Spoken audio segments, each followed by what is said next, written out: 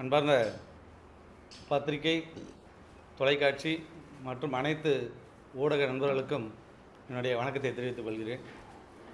சமீப காலமாக ஒரு 4 நாளுக்கு முன்னாடி ராஜஸ்தானில் நமது பாரத பிரதமர் திரு நரேந்திர மோடி அவர்கள் நம்முடைய காங்கிரஸ் கட்சியின் தேர்தல் அறிக்கையை குறித்து சில விஷயங்களை வெளிப்படுத்தினார். அதை தவறுதலாக காங்கிரஸ் திரித்து அதை தவறாக பாரத பிரதமர் நரேந்திர மோடி அவர்கள் சொன்ன விஷயங்களை பொய்யாக பரப்பி வருகிறது.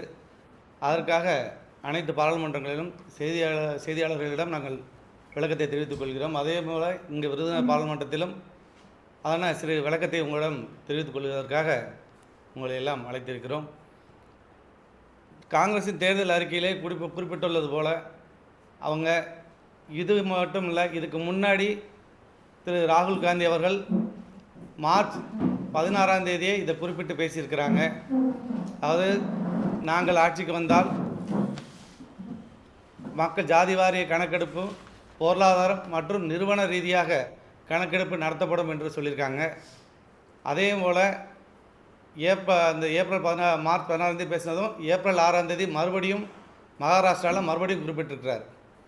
இப்போ அதே போல் அவருடைய வெளிநாடு பிரிவு தலைவரும் அவருடைய காங்கிரஸ் தலைவர், முன்னாள் தலைவர் திரு ராகுல் காந்தி அவருடைய அரசியல் ஆலோசகருமான சாம் பிரிட்டோடா என்பவர் அவர் குறிப்பிட்டு பேசியிருக்கிறார்.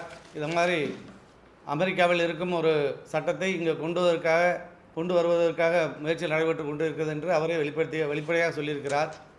அதை மேற்கோள் காட்டி தான் நம்முடைய பாரத பிரதமர் சொல்லியிருக்கிறார். ஏன்னா எப்பயுமே நம்முடைய சொத்துக்கள் ஜாதிவாரி கணக்கெடுப்புன்றது தவறில்லை. அதே நேரத்தில் நம்முடைய சொத்துக்களும் நம்முடைய பொருளாதாரங்களும் சேர்த்து கணக்கெடுப்பு நடத்தும்போது அதை இங்கே இருக்கிற மற்றவங்களுக்கு பிரித்து கொடுக்குற ஒரு செயல்பாட்டை காங்கிரஸ் கட்சி முன்னெடுத்து செய்ய போகிறது. அதுக்காக அதன் வெளிப்பாடு தான் அவருடைய தேர்தல் அறிக்கை என்பதை சுட்டி காட்டியிருக்கிறார். இதுதான் உண்மை.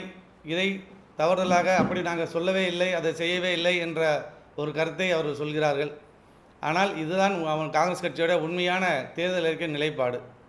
இதை தான் ஒவ்வொரு இடங்களிலும் நம்முடைய பாரதிய ஜனதா கட்சியை சேர்ந்த முக்கிய தலைவர்களும் அந்த உண்மைத்தன்மையை வெளிப்படுத்தியிருக்கிறார்கள்.